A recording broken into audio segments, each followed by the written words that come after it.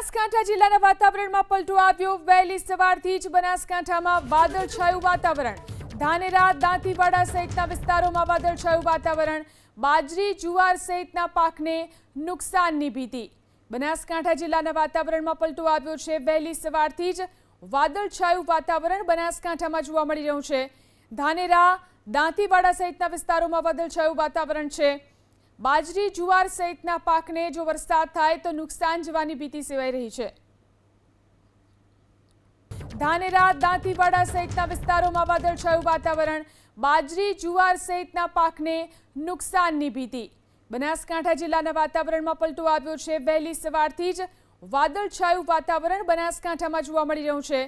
ધાનેરા, દાંતીવાડા સહિતના વિસ્તારોમાં વાદળછાયું વાતાવરણ છે। બાજરી, જુવાર સહિતના પાકને જો વરસાદ થાય તો નુકસાન જવાની ભીતિ સેવાઈ રહી છે।